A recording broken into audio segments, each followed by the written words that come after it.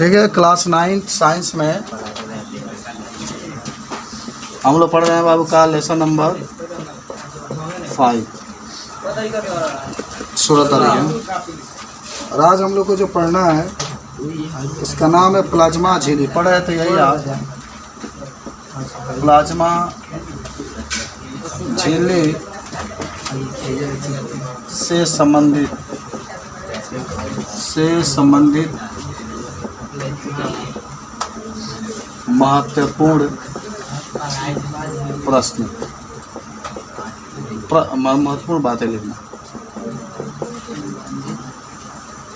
आज कोई भी कोशिका है, इस कोशिका के जो बाहर होते हैं प्लाज्मा झिल्ली पाई जाती है। तो संख्या 67 है, याद है ना। कोई भी कोशिका अगर लेते हैं तो कोशिका के सबसे बाहर क्या पाई जाती है? प्लाज्मा झिल्ली पाई जाती है। अब इस प्लाज्मा झिल्ली में क्या क्या बातें होती है इसके बारे में हम लोग जानेंगे। देखिए पहले तो बात ही जानेंगे कि जो प्लाज्मा झिल्ली होती है, इस प्लाज्मा झिल्ली जो होती है विसरण के द्वारा जल बाहर से अंदर जाता है और अंदर से कहाँ जाता है? बाहर। जैसे मान लो जल है तो बाहर से अंदर जाएगा, फिर अंदर से क्या होता है? बाहर जाता है। तो पहला लिखो, लिखना प्लाज्मा झिल्ली के द्वारा ही जल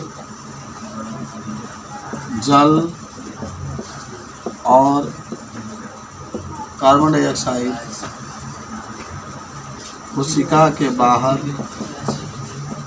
कोशिका से बाहर और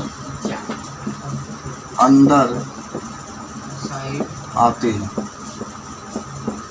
कोशिका से बाहर और अंदर आती है। बात समझ रहे हैं ना? अंदर भी जाता है और कहाँ जाता है? बाहर। दूसरा एकदम आप याद कर लीजिएगा बाबू। तब कोशिका से बाहर जल और कार्बन डाइऑक्साइड कौन झिल्ली के द्वारा जाता है? प्लाज्मा झिल्ली के द्वारा। याद है? प्लाज्मा जो झिल्ली होती है उसी के द्वारा जो पदार्थ होते हैं वह आते हैं और फिर दूसरा लिखना प्लाज्मा झिल्ली लचीली होती है। लचीली, कमर लचीली, प्लाज्मा झिल्ली लचीली होती है। क्या होती है? लचीली होती है। वह लिपिड तथा प्रोटीन से बनी होती है। वह लिपिड तथा प्रोटीन से बनी होती है।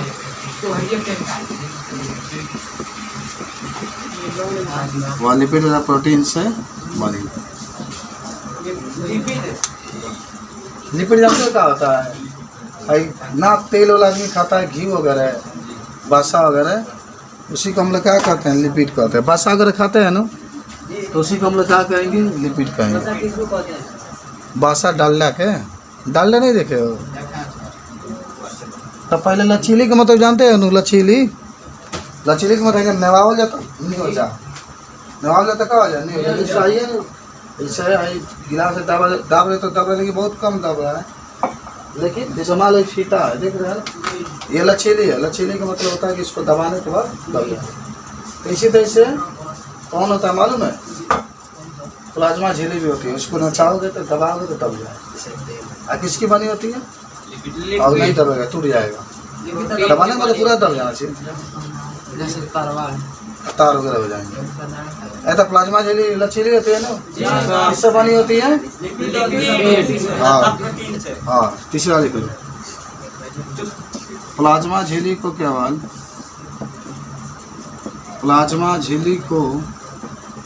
केवल इलेक्ट्रॉन सूक्ष्मदर्शी के द्वारा देखा जा सकता है। इलेक्ट्रॉन सूक्ष्मदर्शी के द्वारा देखा जा सकता है। हैंगा तुम पेड़ पौधा पर देखते हो तो कहीं दिखाई देता है क्या प्लाज्मा झिल्ली? ना।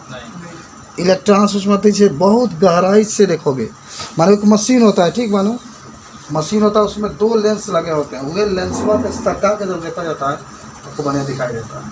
कौन? प्लाज्मा झिल्ली। है पेड़ पौधा में देखो पेड़ बा तो दिखाई दी ना दिखाई दी, लेकिन जब प्लाज्मा झिल्ली बा वो कब दिखाई दी मालूम बा? जब एकदम माने इलेक्ट्रॉन से देखा जाता है। तो यो मत बुलाना।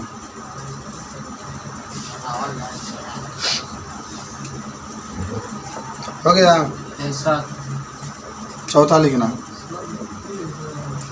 प्लाज्मा झिल्ली के लचीलेपन होने के कारण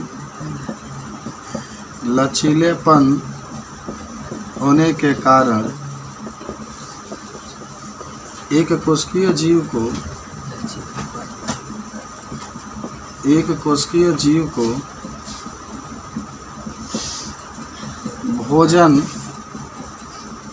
तथा ऊर्जा प्राप्त होता है।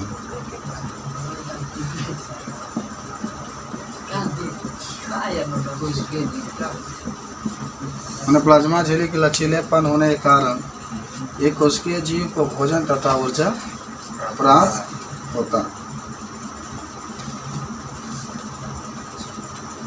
याद हो गया आपको? कभी मत भूलना।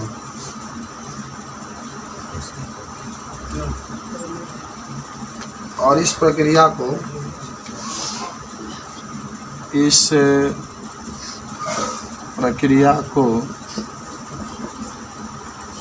एंडोसाइटोसिस कहते हैं। एंडोसाइटोसिस कहते हैं। एंडोसाइटोसिस ये आधा नाम तो याद रखना। एक उदाहरण में अमीबा हो जाए, क्या हो जाए? अमीबा। साइटोसिस दादा बताते ना, अमीबा क्या भोजन ग्रहण करता है मालूम है ना? पंजे का कार्य होता है। कहीं अगर भोजन मिल गया तो चारों ओर से घेर लेता है और फिर अंदर लेके चला जाता है। प्लाज्मा झिल्ली जो अमीबा लिखल बा। अमीबा जैसे कहला मतलब प्लाज्मा झिल्ली बा भोजन के सहायता में बहुत बड़ा योगदान देता है। कौन? अमीबा। तो सुनो अगर अच्छी तरह ऊपर लिख भी हो ना, तो सुनो जब अमीबा बनाओगे तो हैंगा होता है माल हैंगा हो गई आप कहीं एक भोजन के कौन हैंगा भाई जब मिल गई जब भोजन के कौन है तो क्या करेगा? इसको चारों ओर से घेर लेगा। क्या करेगा? चारों ओर से घेर लेगा। फिर भोजन में कौन इसके अंदर का होता है चले। तो इस तरीके से अमीबा अपना भोजन एक तरह लचका होता है, मतलब जिससे का करने का मतलब लचका देता है इस तरह घेर रहा है उसको, घेर करके फिर अपने अंदर का करता है। तो किसके कारण होता है ऐसा बात? प्लाज्मा झिल्ली के कारण। जो प्लाज्मा झिल्ली होता है वो प्लाज्मा झिल्ली चारों ओर से अमीबा को क्या करता है? घेर लेता है और घेर करके फिर अपने अंदर उसको ग्रहण करता है। इस तरीके से वो भोजन क्या करता है? प्राप्त। कौन प्राप्त कर लेता है? अमीबा। कोई दिक्कत नहीं होना चाहिए।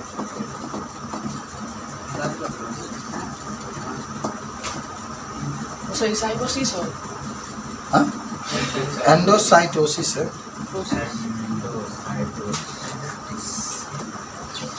याद हो गया? अब जब भी ये प्लाज्मा झिल्ली के बारे में कुछ बातें पूछेगा इसको बता सकते हैं। अब आपके किताब में 2 प्रश्न दिया, दोनों प्रश्नों को फटाक से हल करता है। कार्बन डाइऑक्साइड और जल का परिवहन पदार्थ कोशिका के अंदर कैसे होता है इसके बारे में पढ़ेंगे। तो ध्यान देना कौन प्रक्रिया द्वारा? विसरण के द्वारा। याद है ना? जब बाहर जल का मात्रा अधिक हो जाएगा तो विसरण के द्वारा अंदर आएगा, और जब अंदर मात्रा अधिक हो जाएगा तो बाहर जाएगा। चलिए मिटा दे सब लोग। टपरी संख्या कितना है तुम लोग का? ये 68 है। चलो पृष्ठ संख्या 68 पर 2 प्रश्न दिया, दोनों का उत्तर लिखते हैं। पहला कहा दिया है मान लो कोशिका है तो कोशिका के अंदर प्लाज्मा झिल्ली रहेगा तो कैसे माने कार्बन डाइऑक्साइड बाहर अंदर जाता है, कैसे बाहर जाता है। तो याद है ना? सुनो याद कर लो। मतलब कोनो पदार्थ अगर बाहर से अंदर आवता तो सुनना, जैसे कार्बन डाइऑक्साइड जल बा अगर बाहर से अंदर आवता कोशिका के बाहर से कहाँ आ रहा है? अंदर। तो बाहर से अंदर कब आएगा? जब बाहर उसकी मात्रा अधिक होगी। बाहर उसकी मात्रा क्या होगी? अधिक होगी। अंदर कम होगा तब ना भाई बाहर से आएगा। और जब अंदर अधिक हो जाएगा और बाहर कम हो जाएगा तो अंदर से कहाँ जाएगा? बाहर। समझे हो? लिखो। उसी प्रश्न है सर। हाँ, कोशिका के अंदर, ये बहुत आसान है यार। कोशिका के अंदर कार्बन डाइऑक्साइड तथा जल का परिवहन या आदान प्रदान विसरण प्रक्रिया द्वारा होता है। विसरण प्रक्रिया द्वारा होता है। आगे लिखना, इसमें यदि कोशिका के बाहर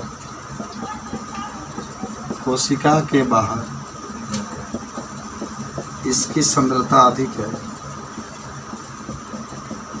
इसकी सांद्रता अधिक है तो यह बाहर से अंदर आता है।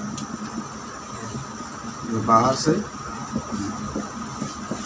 अगर मान लो कि बस इतना सुन लो कि अगर अंदर अधिक है तो अंदर से कहाँ जाएगा? बाहर। लिख लो इसको। और देखो क्वेश्चन नंबर 2 आपका कह रहा है कि प्लाज्मा झिल्ली को वर्णात्मक झिल्ली क्यों कहते हैं?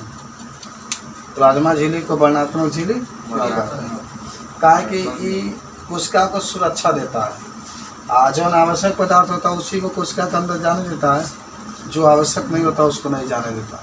इसलिए प्लाज्मा झिल्ली को वर्णात्मक झिल्ली कहते हैं। याद कर लेना, ठीक है?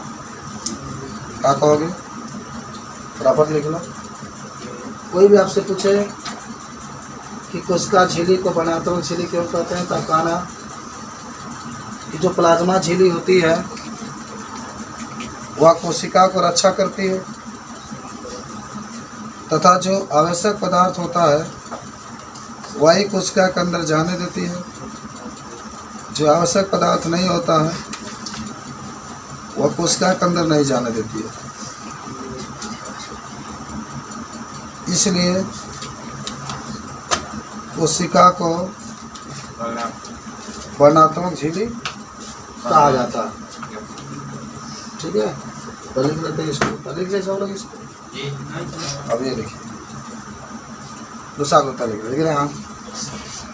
प्लाज्मा झिल्ली कोशिका को बाहरी आघातों से रक्षा करती है।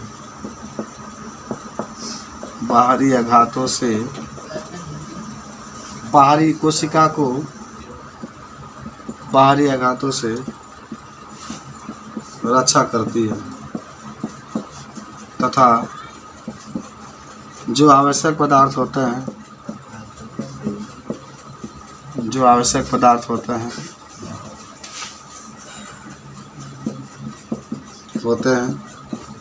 वही कोशिका के अंदर जाने देती है।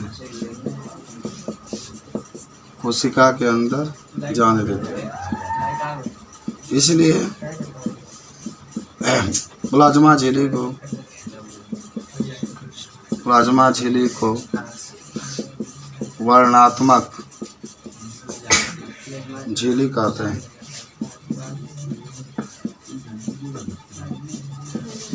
प्लाज्मा झिल्ली को कोशिका के अंदर बाहर कौन झिल्ली पाया जाला?